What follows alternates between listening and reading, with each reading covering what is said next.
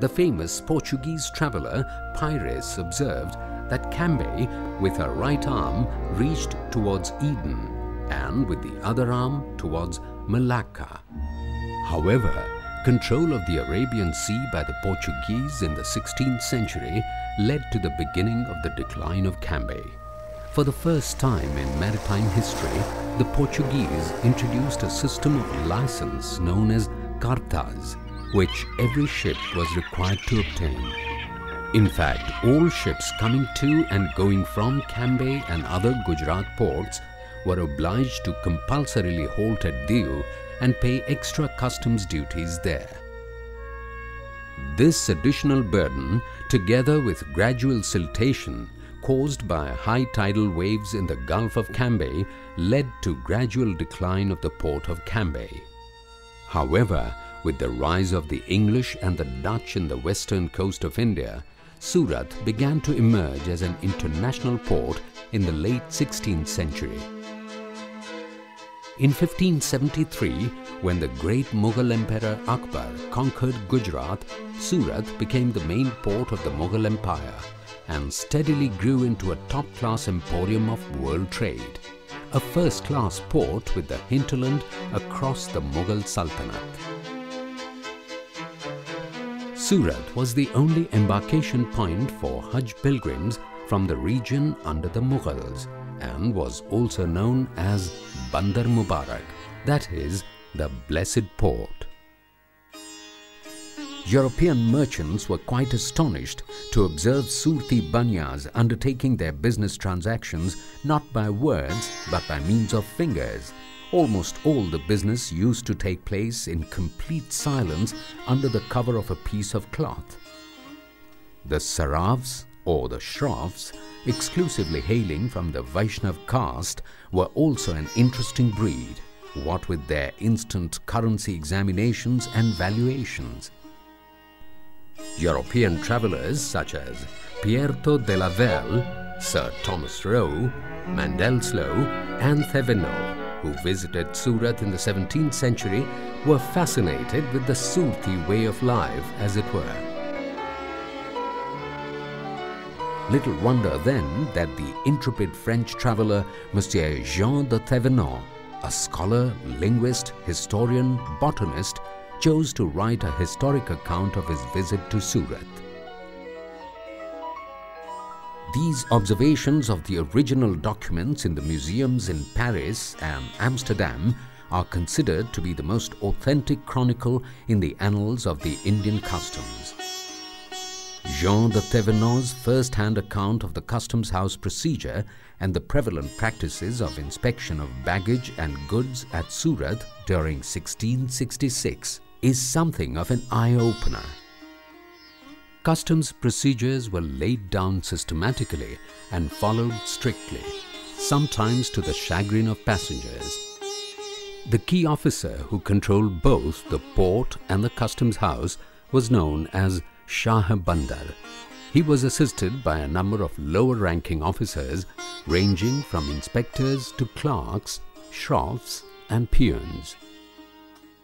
The arrival of a ship at the bay was followed by the master of the ship riding in a boat and announcing their arrival to the customs officials. This would be followed by an inspector to be posted at the ship to check any smuggling or hobnobbing with other vessels anchored at the harbour, of course at a certain fee from each passenger. The passengers and their goods used to be brought to the port in small boats with half a rupee surcharge per head. As the business hours were limited from 10 AM to noon, these boats had to spend the previous night in the stream right opposite the wharf under surveillance. The boats were brought on shore the next morning, and the porters used to carry the goods to the customs house with the passengers keeping a sharp eye on them. The port proper had its own set of rules. Several peons, armed with frighteningly large canes, ensured that passengers did not dare interact with each other when brought before the court of the customs house. Smuggling was a severe offence, punishable by caning and heavy fines. Almost emulating the Mughal Diwan-e-Aam, the Shah-e-Bandar, that is Chief Customs Officer, used to sit in a hall on a divan and his clerks below him. Each passenger's entry was duly entered in a register. In cases of grave importance and lingering doubts, thorough search used to be conducted by the customs officials. A strip search was practiced when needed. First, the passenger had to take off his turban, his girdle, shoes and stockings, and, if the officials so commanded, even the rest of his clothes. Even his bare body was searched all over, and the passenger had to withstand this 20-minute ordeal without a whimper. But in rare cases, when women accompanied men, the customs officials extended the same courtesy and discretion to them which they probably reserved for their European ladies back home.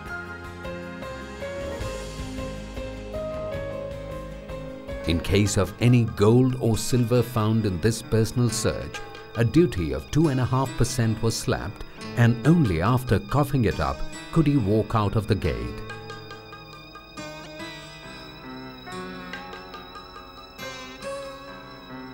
But this was only the first half of the entire procedure. Personal search would be followed by reclaiming of goods and baggage the next day. Every passenger had to wait outside the gate till called in.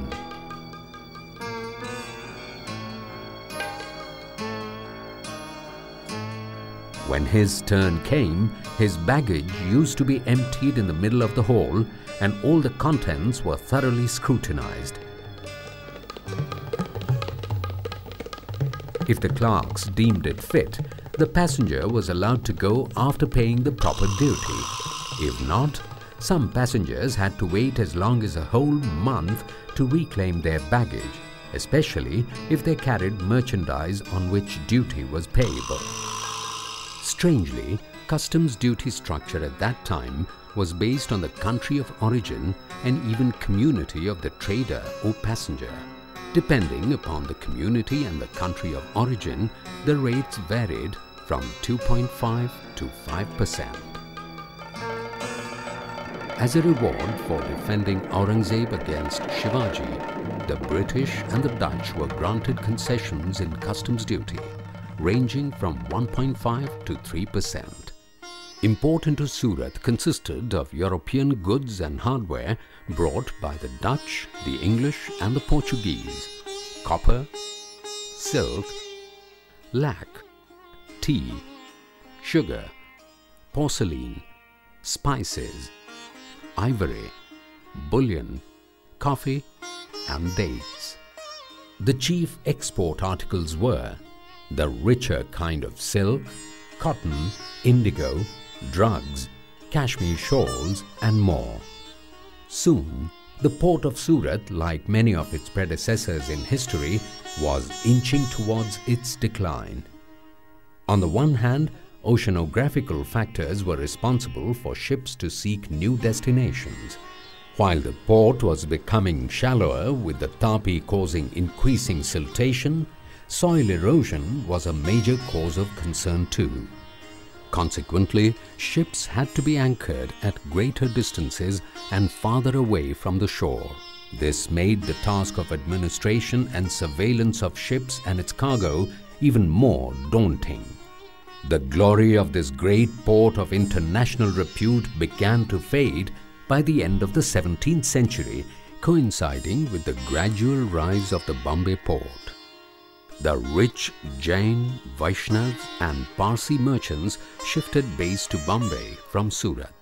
In addition to superior order and security at Bombay, two local events, the storm in the year 1782 and the famine in the year 1770, hastened the decline of Surat port.